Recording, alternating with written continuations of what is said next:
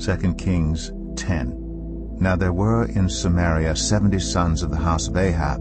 So Jehu wrote letters and sent them to Samaria, to the officials of Jezreel, to the elders and to the guardians of Ahab's children. He said, You have your master's sons with you, and you have chariots and horses, a fortified city, and weapons. Now as soon as this letter reaches you, choose the best and most worthy of your master's sons, and set him on his father's throne. Then fight for your master's house. But they were terrified and said, If 2 kings could not resist him, how can we?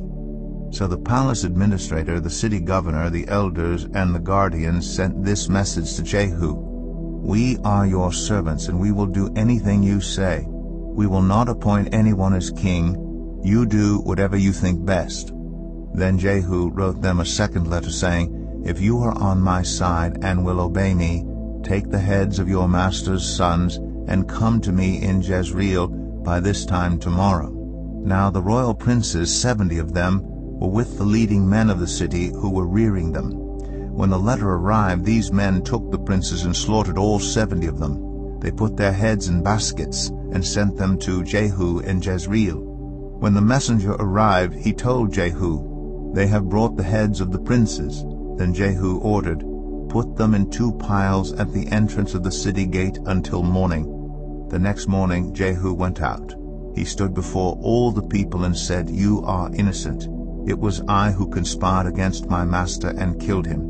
But who killed all these? Know then that not a word the Lord has spoken against the house of Ahab will fail. The Lord has done what he announced through his servant Elijah. So Jehu killed everyone in Jezreel who remained of the house of Ahab, as well as all his chief men, his close friends, and his priests, leaving him no survivor. Jehu then set out and went toward Samaria. At Beth-Eked of the shepherds he met some relatives of Ahaziah, king of Judah, and asked, Who are you? They said, We are relatives of Ahaziah, and we have come down to greet the families of the king and of the queen mother. Take them alive, he ordered. So they took them alive and slaughtered them by the well of Beth-Eked, 42 of them. He left no survivor. After he left there, he came upon Jehonadab, son of Rechab, who was on his way to meet him.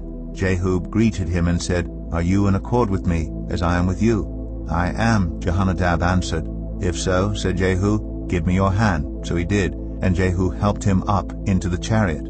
Jehu said, Come with me, and see my zeal for the Lord. Then he had him ride along in his chariot. When Jehu came to Samaria, he killed all who were left there of Ahab's family. He destroyed them, according to the word of the Lord spoken to Elijah. Then Jehu brought all the people together and said to them, Ahab served Baal a little. Jehu will serve him much. Now summon all the prophets of Baal, all his servants, and all his priests. See that no one is missing, because I am going to hold a great sacrifice for Baal. Anyone who fails to come will no longer live. But Jehu was acting deceptively in order to destroy the servants of Baal. Jehu said, Call an assembly in honor of Baal. So they proclaimed it. Then he sent word throughout Israel. And all the servants of Baal came, not one stayed away. They crowded into the temple of Baal until it was full from one end to the other. And Jehu said to the keeper of the wardrobe, Bring robes for all the servants of Baal. So he brought out robes for them. Then Jehu and Jehonadab, son of Rechab, went into the temple of Baal. Jehu said to the servants of Baal, Look around, and see that no one who serves the Lord is here with you, only servants of Baal. So they went in to make sacrifices and burnt offerings. Now Jehu had posted 80 men outside with this warning, If one of you lets any of the men I am placing in your hands escape, it will be your life for his life. As soon as Jehu had finished making the burnt offering, he ordered the guards and officers, Go in and kill them. Let no one escape. So they cut them down with the sword. The guards and officers threw the bodies out, and then entered the inner shrine of the temple of Baal. They brought the sacred stone out of the temple of Baal and burned it. They demolished the sacred stone of Baal and tore down the temple of Baal, and people have used it for a latrine to this day. So Jehu destroyed Baal worship in Israel. However, he did not turn away from the sins of Jeroboam son of Nebat, which he had caused Israel to commit, the worship of the golden calves at Bethel and Dan. The Lord said to Jehu, "Because you have done well in accomplishing what is right in my eyes, and have done to the house of Ahab all I had in mind to do, your descendants will sit on the throne of Israel to the 4th generation." Yet Jehu was not careful to keep the law of the Lord, the God of Israel, with all his heart. He did not turn away from the sins of Jeroboam, which he had caused Israel to commit. In those days the Lord began to reduce the size of Israel.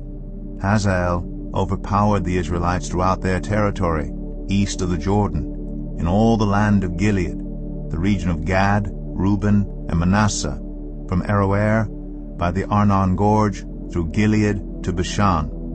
As for the other events of Jehu's reign, all he did, and all his achievements, are they not written in the book of the annals of the kings of Israel? Jehu rested with his ancestors and was buried in Samaria, and Jehoahaz his son succeeded him as king. The time that Jehu reigned over Israel in Samaria was 28 years.